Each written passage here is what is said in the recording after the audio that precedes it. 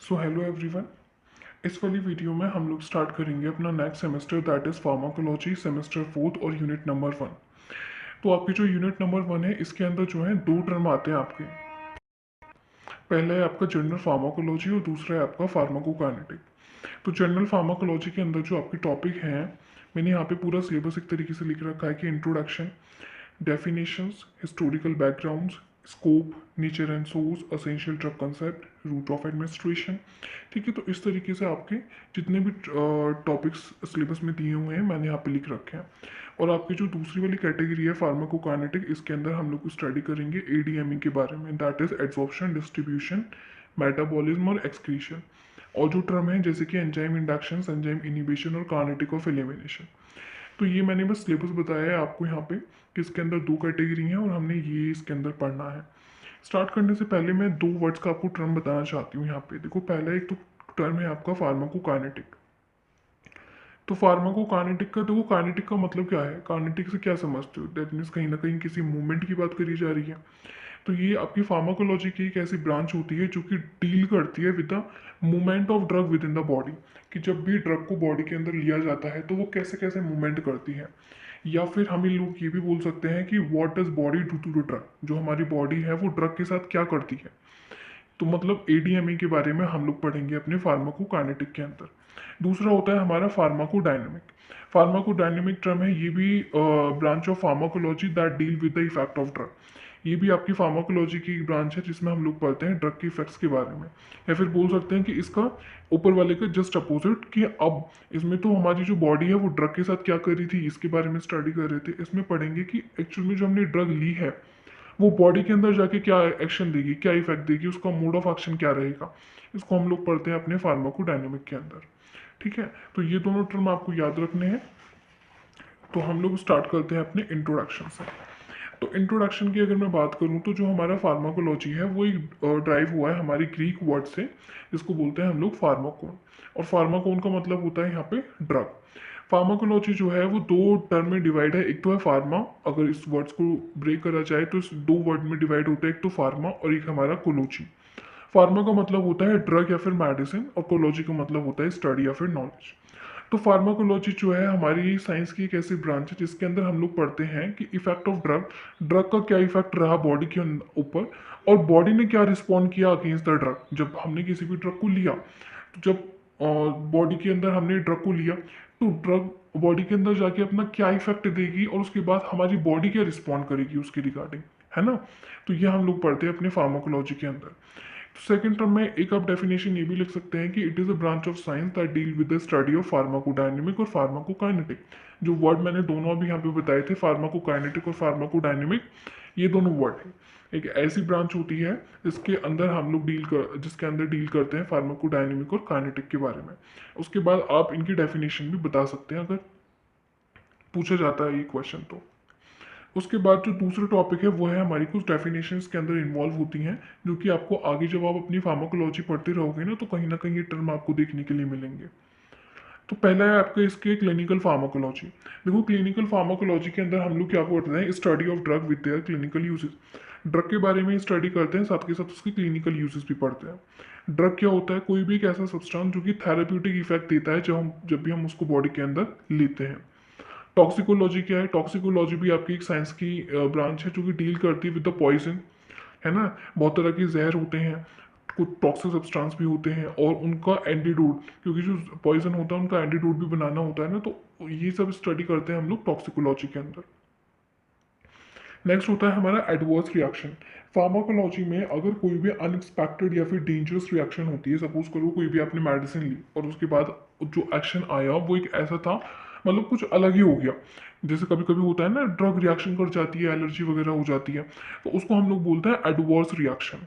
ठीक है, तो उस नेक्स्ट है हमारा कीमोथेरेपी। कीमोथेरेपी भी हमारी एक ब्रांच है, branch in which we study about the use of chemical for the disease. Chemotherapy के अंदर हम लोग क्या करते हैं, केमिकल्स का यूज करते हैं, केमिकल ड्रग का यूज करते हैं डिजीज को ट्रीट करने के लिए। ठीक, नेक्स्ट वर्ड है यहाँ पे बायो एवेबिलिटी।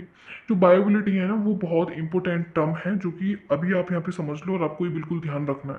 ठीक है, मैं इस डेफिनेशन पढ़ लो आपकी। It is defined as the proportion of the drug या फिर other substance that enter into the blood circulation में एंटर करता है and introduce sorry when introduce into the body and so is able to have an active effect. Suppose करो आपने यहाँ पे 500 mg की कोई टैबलेट ली, तो इस 500 mg का ऐसा थोड़ी है कि 500 की 500 mg पूरी ब्लड सर्कुलेशन में पहुंच के अपना एक्शन दे देगी, नहीं। इस ड्रग का कुछ जो पार्ट होता है वो पहले ही रुक जाता है ना। मतलब कि सपोज बस आप इतना याद रखो कि आपने 500 mg ली, उस 500 mg का केवल 450 mg बोल सकते हैं 450 mg ड्रग के अंदर ब्लड सर्कुलेशन में गया और उसने अपना इफेक्ट दिखाना शुरू करा, तो हम बोलते हैं कि ये जो भी ड्रग ली है तो 450 mg जो है वो बायोबिलिटी कहलाएगी आपकी ड्रग की। ठीक है, मतलब जो भी ड्रग आपने ली उसका कितना पार्ट ब्लड सर्कुलेशन में जाके उसने अपना एक्शन दिया वो उस ड्रग का बायोबिलिटी कहलाती है। आई होप समझ में आ गया होगा आपने। ओके, तो डेफिनेशन आप इसको एक बार पढ़ें और याद कर लें। जो इसके अंदर नेक्स्ट टॉपिक है, तो मैंने आपको इंट्रोडक्शन बता दिया, डेफिनेशन बता दी, अब हम बात करेंगे अपने हिस्टोरिकल बैकग्राउंड्स के बारे में। ठीक है जी, हिस्टोरिकल लैंडमार्क्स के बारे में हम यहाँ पे स्टडी करेंगे और एज एन स्टोरी आप इसको सुनते रहिए और आपने ये याद हो जाएगा। ठीक है, तो देखो जो स्टार्टिंग में ही जब से बोल सकते हैं कि धरती पे जो इंसान आए हैं तभी से कहीं ना कहीं जो ड्रग्स हैं या फिर मेडिसिन है इनकी जो खोज है वो स्टार्ट हो गई थी। जो नॉलेज थी ड्रग की और उनकी यूजेस की फॉर द डिजीज, ये बहुत ओल्ड है। जैसे मैन का जब से इंसान आने शुरू हुए, इंसान धरती पर आए थे, तब से इसकी हिस्ट्री स्टार्ट हो गई थी। जो प्रिमिटिव्स लोग थे, मतलब जो पहले के लोग थे, वो जो मैन थे वो गैदर करते थे knowledge of the healings and medicine by observing the nature and noticing the animal.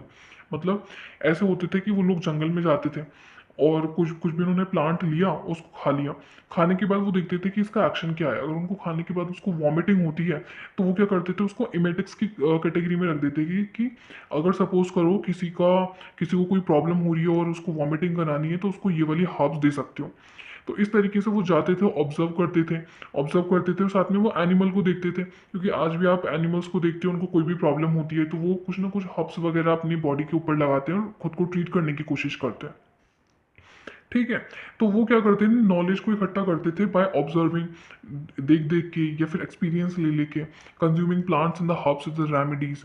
ठीक है, तो जो सिलेक्शन होता था ना, जो सिलेक्शन होता था या फिर यूजेस होता था ड्रग का पहले के टाइम में, वो केवल सुपरस्टिशन के बेसिस पर था। मतलब अंधविश्वास था कि हाँ ये वाली जो ड्रग है वो इसी के लिए एक्शन देगी या फिर बोल सकते हैं कि ये वाली ड्रग इसी के लिए काम करेगी और कुछ ना कुछ एक्सपीरियंसेस के बेस पर। क्योंकि मैंने आपको एक एग्जांपल बताया था कि जैसे उन्होंने उसको खाया उनको वॉमिटिंग हुई, या फिर उन्होंने कोई ऐसी हब्स खा ली जिसकी वजह से उनको कॉन्स्टिपेशन जो हो रहा था वो हील हो गया। उन्होंने कहा कि इसको खाने के बाद कॉन्स्टिपेशन हम लोग हील कर सकते हैं। तो इस तरीके से एक्सपीरियंस लेते हुए उन्होंने नॉलेज इकट्ठा करी और यहाँ से हम लोगों का एक बोल सकते हैं डिस्कवरी शुरू हो गई थी किसकी, आपके ड्रग्स या फिर मेडिसिन की। ओके जी, उसके बाद दे discover that extract from the plant and the animal. उसके बाद उन्होंने ये डिस्कवर किया कि जो भी एक्सट्रैक्ट मिलता है हमें प्लांट से, एनिमल से और मिनरल से, वो मेडिसिनल इफेक्ट देता है हमारी बॉडी के ऊपर। ठीक है, हमें मेडिसिनल इफेक्ट प्रोड्यूस करता है वो। लैंडमार्क्स की बात करते हैं, ये तो थोड़ी मैंने हिस्ट्री बताई, अब हम बात करते हैं लैंडमार्क्स की। देखो जो हिस्ट्री और ये होती है तो इनमें जो आपको साइंटिस्ट के नेम है और उनको क्या बोला जाता है और उनको नोबेल प्राइज़ मिला था, तो ये चीज़ें थोड़ी सी आपने याद रखनी पड़ती हैं। ठीक है, तो हमारे पहले थे हिप्पोक्रेट्स, जो कि 460 से 375 बीसी के बीच में रहे थे और ये ग्रीक फिजिशियन थे जिनको फादर ऑफ मेडिसिन के नाम से भी जाना जाता है। He was the first person who recognize disease. Hippocrates पहले ऐसे पर्सन थे जिन्होंने बताया था कि जो डिजीज है वो एक एबनॉर्मल रिएक्शन होती है बॉडी की। सपोज करो किसी इंसान को फीवर हो तो वो एक एबनॉर्मल कंडीशन है ना हमारी बॉडी के लिए, नॉर्मल तो है नहीं। तो ये जो चीज़ थी ये हिप्पोक्रेट्स ने पहली बार बताई थी। और साथ के साथ इन्होंने मेटेलिक सॉल्ट का भी यूज़ किया था for the treatment of disease को ठीक करने के लिए इन्होंने पहले टाइम मेटेलिक सॉल्ट का यूज़ किया था। ठीक है, नेक्स्ट जो साइंटिस्ट थे वो थे हमारे पॉल एलिच को 1908 में नोबेल प्राइज भी मिला था। इन्होंने पहली एंटी माइक्रोबियल ड्रग की डिस्कवरी करी थी। एंटी माइक्रोबियल ड्रग मतलब जो कि माइक्रोब्स के अगेंस्ट में काम करती है। ठीक है, और जो हमारे पॉल एलिस थे उनको फादर ऑफ कीमोथेरेपी के नाम से भी जाना जाता है। कीमोथेरेपी मतलब जब हमने केमिकल ड्रग्स का यूज़ करा था for the treatment of diseases. और साथ के साथ इन्होंने 1909 में स्फालिस को भी क्योर करने का ट्रीटमेंट बताया था कि किस तरीके से आप स्फालिस को ट्रीट कर सकते हो। स्फालिस एक बैक्टीरियल इन्फेक्शन होता है जो कि स्प्रेड होता है बाय द सेक्सुअल कॉन्टैक्ट। ठीक। नेक्स्ट जो हमारे साइंटिस्ट हैं वो थे हमारे एलेक्जेंडर फ्लेमिंग। एलेक्जेंडर फ्लेमिंग तो मोस्ट फेमस है, आपने नेम भी सुना होगा। इन्होंने पहले एंटीबायोटिक को डिस्कवर किया था, that is penicillin. Scottish physician थे ये, है ना। और साथ में बहुत सारी जो इन्फेक्शियस डिजीज थी उनकी ट्रीटमेंट में इन्होंने पेनिसिलिन को बनाया था। नेक्स्ट थे रामनाथ चोपड़ा। तो रामनाथ चोपड़ा जो थे वो इंडियन मेडिकल सर्विस ऑफिसर थे और इनको फादर ऑफ इंडियन फार्माकोलॉजी के नाम से भी जाना जाता है। जो मेडिसिन प्लांट थे इंडिया के अंदर, मेडिसिन प्लांट थे इंडिया के अंदर, उनकी सिस्टमिक स्टडी के बारे में रामनाथ चोपड़ा ने ही बताया था। ठीक है। नेक्स्ट है हमारे पैरासेलस, जिनको ग्रैंडफादर ऑफ फार्माकोलॉजी के नाम से जाना जाता है। और इन्होंने किस तरीके से केमिकल का यूज़ करते हैं for the treatment of disease, इन्होंने ही बताया था। क्योंकि पहले तो हम लोग प्लांट एनिमल्स वगैरह का यूज़ करते थे, उसके बाद तो आज भी आप देख सकते हो कि केमिकल्स यूज़ किए जाते हैं मेडिसिन के अंदर। तो उन्होंने ही पहले टाइम इस डिस्कवर किया था कि कैसे आप केमिकल का यूज़ कर सकते हो for the treatment of disease. Then थे हमारे, ये तो आपने बहुत बार सुना ही होगा, ओसवाल्ड और सिमिडीबर्ग, जिनको फादर ऑफ मॉडर्न फार्माकोलॉजी के नाम से जाना जाता है। आज की जो फार्माकोलॉजी है उनके नेम से इनको जाना जाता है। इन्होंने फार्माकोलॉजी को एक इंडिपेंडेंट डिसिप्लिन की तरह एस्टेब्लाइज किया था और साथ में इन्होंने एस्टिमेशन किया था कि क्लोरोफॉर्म प्रेजेंट होता है इन आर ब्लड। तो इन्होंने हमें बताया था that is the estimation of chloroform in the blood. उसके बाद sir James black. Sir James black, जिनको नोबेल प्राइज मिला था 1988 में, इन्होंने डेवलपमेंट किया था बीटा ब्लॉकर्स। ये क्या है आपकी, अभी मैंने अल्फा एंड बीटा ब्लॉकर्स पढ़ाए थे आपको। तो beta blockers propranolol and anti cancer cancer agent, जो कि न्यूक्लिक एसिड की सिंथेटिक को ब्लॉक करते हैं, इन्होंने ही डेवलपमेंट किया था और इनको नोबेल प्राइज में मिला था इसके लिए। मार्टिन रॉडवेल। मार्टिन रॉडवेल को भी 1994 में नोबेल प्राइज मिला था। इन्होंने जो हमारा सिग्नल ट्रांसडक्शन होता है सेल के अंदर, है ना, उसका क्या रोल होता है, उसमें क्या रोल होता है जी प्रोटीन का, इन्होंने डिस्कवर किया था। ठीक है। और इनको इसके लिए क्या मिला था, नोबेल प्राइज में मिला था। Then Earl Sutherland. जो अर्ल सुदरलैंड था उनको भी 1917 में नोबेल प्राइज मिला था, क्योंकि इन्होंने देखो various type of hormones present in our body और उनका क्या एक्शन होता है, मोड ऑफ एक्शन क्या होता है, मैकेनिज्म ऑफ एक्शन, इन्होंने ही उसको बताया था। तो इसके लिए इनको भी वो नोबेल प्राइज मिला था 1971 में। तो यहाँ पे जो है आपकी हिस्ट्री कंप्लीट हो जाती है इस तरीके से। आई होप अगर आपको कोई भी पॉइंट समझ में ना आए तो आप मुझे कमेंट सेक्शन में ज़रूर बताया करें। ठीक है। तो आपकी यहाँ पे हिस्ट्री कंप्लीट हो गई। अब हम बात करते हैं अपने स्कोप ऑफ फार्माकोलॉजी की। ओके जी, तो अब हम बात करते हैं अपने स्कोप ऑफ फार्माकोलॉजी का। तो जो स्कोप है बेसिकली वो तो आपके 2 या फिर 7 मार्क्स में कभी कभी पूछ लिए जाते हैं। 7 मार्क्स में आते हैं तो अगेन एक अलग से टॉपिक इसके साथ ऐड होके आता है। तो मैं देखो स्कोप, तो कीमोथेरेपी में इसको यूज़ करा जाता है। अभी बताया था कीमोथेरेपी, जिसमें हम लोग केमिकल ड्रग का यूज़ करते हैं for the treatment of disease, है ना। मेडिकल फार्माकोलॉजी में for the development of new drug, नई नई ड्रग को बनाने के लिए यूज़ करा, इसमें स्कोप है इसका। मॉलिकुलर फार्माकोलॉजी के अंदर टॉक्सिकोलॉजी, नए नए पॉइजन बनते हैं फिर उनका एंटीडोट भी बनाया जाता है। बायोफार्मास्यूटिकल साइंस, ये तो आपको एक सब्जेक्ट है जो आप बी फार्म के अंदर पढ़ेंगे फार्मास्यूटिकल साइंस में। ठीक है। वेटनरी फार्माकोलॉजी में एनिमल के केसेस में भी आजकल फार्माकोलॉजी को यूज़ करा जा रहा है क्लिनिकल पर्पसेस के लिए। और साथ में फार्मा को जेनेटिक में भी हम लोग यूज़ करते हैं, मतलब इसमें हम लोग जेनेटिक का यूज स्टडी करते हैं और फिर हम डेवलपमेंट करते हैं ड्रग की। तो ये जो है ये आपके स्कोप है फार्माकोलॉजी के। ठीक है जी। उसके बाद हम लोग स्टडी करेंगे तो आपका इंट्रोडक्शन हो गया, डेफिनेशन हो गई, हिस्टोरिकल बैकग्राउंड्स हो गए हैं। स्कोप, अब हम बात करते हैं कि नेचर क्या है और सोर्स क्या है ड्रग का। और ये आपका लास्ट टॉपिक रहेगा इस वीडियो का। नेक्स्ट वीडियो से हम लोग स्टार्ट करेंगे अपने असेंशियल ड्रग कंसेप्ट से। ठीक है। ओके जी। तो समझते हैं nature and the source of drug. Nature और सोर्स क्या है ड्रग का। तो ड्रग तो मैंने आपको बताया था। तो सबसे पहले आप एक बात समझोगे, जो हमारी ड्रग है वो एक ग्रीक वर्ड से ड्राइव हुई है। ग्रीक वर्ड है आपका ड्रूकू, इससे ड्राइव हुई है और इसका मतलब होता है ड्राई हर्ब्स, मतलब सूखी हुई हर्ब्स। ठीक है। जो एक ड्रग है वो एक सब्सटेंस होता है जो कि ऑब्टेन होता है या तो नेचुरली, नेचुरली हमें मिल जाता है, या फिर सिंथेटिकली। ठीक है। And use in the medicine to treat, medicine के अंदर यूज किया जाता है to treat the disease, disease को ट्रीट करने के लिए। अगर नेचर ऑफ ड्रग की बात करें तो जो नेचर ऑफ ड्रग होता है वो बहुत सारे फैक्टर्स के ऊपर डिपेंड करता है कि फिजिकल प्रॉपर्टीज क्या है, केमिकल प्रॉपर्टीज क्या है, साइज शेप क्या है। तो वन बाय वन के बारे में देखते हैं कि फिजिकल प्रॉपर्टीज। जैसे फिजिकल प्रॉपर्टी अगर मैं बात करूँ सॉलिड की, तो हमारे जो एस्पिरिन और पैरासीटामोल होती है वो सॉलिड होती है नेचर में, है ना। तो हम देख के बता सकते हैं उनको। लिक्विड्स में निकोटाइन और इथेनॉल हमारे लिक्विड होते हैं, वहीं पे नाइट्रस ऑक्साइड गैस प्रेजेंट होती है। तो फिजिकल प्रॉपर्टीज के ऊपर भी अब जैसे जैसे इनका स्टेट है उसके अकॉर्डिंग इनको यूज किया जाता है। केमिकल प्रॉपर्टीज की बात करें तो ड्रग हमारी ऑर्गेनिक भी हो सकती है और इनऑर्गेनिक भी हो सकती है, लेकिन मोस्ट ऑफ द टाइम जो हमारी ड्रग होती हैं वो ऑर्गेनिक ही होती हैं। अब इनऑर्गेनिक ड्रग कौन सी होती हैं? ऐसी वाली ड्रग जिनके अंदर कार्बन प्रेजेंट नहीं होता, ठीक है, जैसे कि हमारी फेरस सल्फेट है, मैग्नीशियम हाइड्रोक्साइड है। तो इनऑर्गेनिक ड्रग वो होती है जिनके अंदर कार्बन प्रेजेंट नहीं होता है। इसमें हम बात कर एक है हमारी ऑर्गेनिक ड्रग। ऑर्गेनिक ड्रग वो होती है जिनके अंदर हमारा कार्बन प्रेजेंट होता है, जैसे पेनिसिलिन और एस्पिरिन हमारी ऑर्गेनिक ड्रग्स हैं। अगर ऑर्गेनिक ड्रग को फर्दर डिवाइड किया जाए तो वीकली एसिडिक, वीकली बेसिक और नॉन इलेक्ट्रोलाइट में भी इसको डिवाइड करते हैं। मतलब जो कम एसिडिक है जैसे एस्पिरिन, जो कम बेसिक है जैसे मॉर्फिन, और नॉन इलेक्ट्रोलाइट जैसे हमारी अल्कोहल इसका एग्जाम्पल है।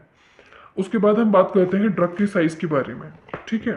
तो देखो मोस्टली जो ड्रग होती हैं वो 100 से 1000 डेल्टन के बीच में अवेलेबल है ना। इतनी ही उसमें आती हैं, जैसे हमारी लिथियम है ना 7 डेल्टन है, हैपरिन हमारी 10 to 20 डेल्टन की होती है। उसके बाद जो हमारे ड्रग का शेप है, जो ड्रग का शेप है वो भी मैटर करता है, क्योंकि जो ड्रग का शेप है वो अपोजिट होना चाहिए उसके रिसेप्टर के। मतलब अगर आपका रिसेप्टर इस तरीके से प्रेजेंट है तो ड्रग का शेप कैसा होना चाहिए आपका इस तरीके से, तभी तो इससे जाके बाइंड होगी इजीली और बाइंड होगी अपना एक्शन दे देगी। तो ड्रग का शेप भी मैटर करता है आपके नेचर के अंदर। उसके बाद हम यहाँ पे अगेन देखते हैं according to their action. Action के बेसिस पर भी इनको देखा जाता है, जैसे कि प्रिवेंटिंग ड्रग। कुछ प्रिवेंटिंग ड्रग होती हैं, जैसे कि अभी हमें डिजीज हुई नहीं है लेकिन उसको कॉज को प्रिवेंट करने के लिए हम जो ड्रग लेते हैं वो प्रिवेंटिंग ड्रग होती हैं। अगर कोई डिजीज होने वाली है और उसके सिम्टम्स हमें दिखाई दे रहे हैं बॉडी के ऊपर, तो सिम्टम्स को ट्रीट करने के लिए जो ड्रग्स ली जाती हैं वो सिम्टोमेटिक होती हैं। इसी तरीके से डायग्नोस्टिक, अगर सपोज कोई ड्रग हो सॉरी कोई डिजीज हो गई है तो उसको डायग्नोस करने के लिए, उसको ट्रीटमेंट करने के लिए जो ड्रग ली जाती हैं उनको हम लोग डायग्नोस्टिक कैटेगरी के अंदर डालते हैं। और ऐसी वाली ड्रग जो कि किसी डिजीज को कंप्लीटली क्योर कर सकती हैं वो होती है हमारी क्योरेटिव ड्रग्स। तो ये यहाँ पे मैंने आपको नेचर बता दिया कि किस नेचर्स में प्रेजेंट होती है आपकी ड्रग। अब हम बात करते हैं सोर्स ऑफ ड्रग। क्या क्या सोर्स हैं ड्रग के, कहाँ कहाँ से हमें ड्रग मिलती है। तो अगर मैं सोर्स की बात करूं तो देखो प्लांट, एनिमल, माइक्रो ऑर्गेनिज्म हुए, मिनरल्स, सिंथेटिक, बायोटेक्नोलॉजी, इन सभी से, ये सभी सोर्स हमारी ड्रग्स हैं, इन सभी से हमें ड्रग्स मिलती हैं। अब वन बाय वन देखते हैं, जैसे कि हमारा प्लांट। तो प्लांट तो भाई हमारा मेन सोर्स है, और इसको अभी से नहीं, ओल्ड टाइम पे भी प्लांट को यूज किया जाता था मेडिसिन को ट्रीट लेने के लिए। जैसे कि हमारी तुलसी है, तुलसी को आजकल आप देख सकते हो कि ट्रीटमेंट ऑफ कफ में, कफ के ट्रीटमेंट में यूज किया जाता है। कफ खांसी वगैरह हो जाती है तो उसमें हम नीम यूज, तुलसी यूज करते हैं ना। इसी तरीके से नीम में एंटी माइक्रोबियल एक्टिविटी होती है। किसी के फेस के ऊपर पिंपल्स वगैरह है तो फेस पैक लगा सकते हैं। जो लड़कियां होती हैं मोस्टली उनके पिंपल्स वगैरह हो जाते हैं तो वो नीम का फेस पैक लगा लेती हैं, बिकॉज उनके उसमें क्या होती है, एंटी माइक्रोबियल एक्टिविटीज प्रेजेंट होती हैं जो कि माइक्रोब्स को किल करने का काम करती हैं। और मोस्टली जो आपकी 70% जो ड्रग होती हैं वो आपको प्लांट से ही ऑब्टेन होती हैं, ठीक है। बात करते हैं एनिमल से। तो जो ड्रग एनिमल जो मतलब जो ड्रग है वो ऑब्टेन होती है हमें एनिमल के डिफरेंट डिफरेंट पार्ट से, जैसे पैनक्रियास हुआ, स्टमक, लीवर, इंटेस्टाइन एक्सेट्रा। आपने सुना भी होगा तो जो काऊ का पैनक्रियास होता है हमें वहां से क्या मिलता है, इंसुलिन। काऊ के स्टमक से पैप्सिन मिलता है which is a type of enzyme. Cow के जो शिप होता है, शिप से हमें थायराइड हार्मोन मिलता है। जो ब्लड होता है एनिमल का उससे वैक्सीन के फॉर्मेशन में यूज किया जाता है, ठीक है। उसके बाद माइक्रोब्स की बात करें तो माइक्रोब्स का तो एक बहुत अच्छा एग्जांपल है पेनिसिलिन। पेनिसिलिन हमारी एक एंटीबायोटिक है जो कि माइक्रोब से ही हम लोगों ने ड्राइव करी है। मिनरल्स की बात करें तो drug from the mineral source include, जिसमें मेटेलिक और नॉन मेटेलिक, आजकल आप देखते भी हो कि केविलिन, चाक, बेंटोनाइट, टॉक, गोल्ड, इन सबका यूज किया जाता है। इन सबकी सॉल्ट का यूज किया जाता है ड्रग के ट्रीटमेंट में, है ना। जैसे कि हमारा फेरस सल्फेट है, फेरस सल्फेट को यूज किया जाता है आयरन डेफिशिएंसी, अनीमिया के ट्रीटमेंट में। मैग्नीशियम सल्फेट को पॉजिटिव की तरह यूज करते हैं। जिंक ऑक्साइड को एक ऑइंटमेंट की तरह यूज करते हैं फॉर द स्किन पर्पस के लिए। और जो गोल्ड के सॉल्ट होते हैं उनको ट्रीटमेंट ऑफ आर्थराइटिस में यूज किया जाता है। ये एक बोन की डिजीज होती है, इसमें क्या होता है, बोन के अंदर स्वेलिंग वगैरह हो जाती है, ठीक है। फिर होती है हमारी कुछ सिंथेटिक ड्रग। तो ये तो लार्जेस्ट सोर्स है मेडिसिन का, और उसका एक एडवांटेज ये है कि प्योरिटी, क्योंकि ड्रग जो बनाई जाती हैं इंडस्ट्री के अंदर बहुत प्योर, सॉरी उसमें लैब्स वगैरह में जो बनाई जाती हैं वो बहुत प्योर तरीके से और स्टरलाइज्ड कंडीशन में बनाई जाती हैं, और साथ में उतना ही प्रोडक्ट हम मैन्युफैक्चर करते हैं जितना हमें नीडेड होता है। इसका एग्जांपल है बिस्मिथ, आयोडीन एक्सेट्रा। फिर है हमारी बायोटेक्नोलॉजी।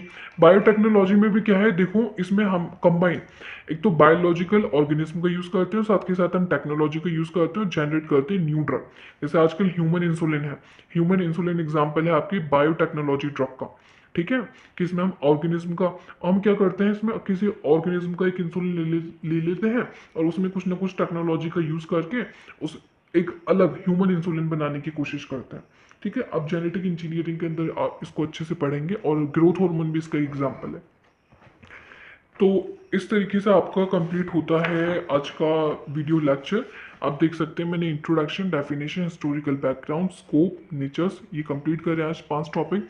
नेक्स्ट वीडियो में हम नेक्स्ट टॉपिक देखेंगे। आई होप आपको लेक्चर समझ में आया होगा। एक कमेंट मेरे लिए ज़रूर लिखा करें, और अगर लेक्चर आपको पसंद आते हैं तो प्लीज़ लाइक करें, शेयर करें, सब्सक्राइब करें। Thanks to all of you, have a nice day.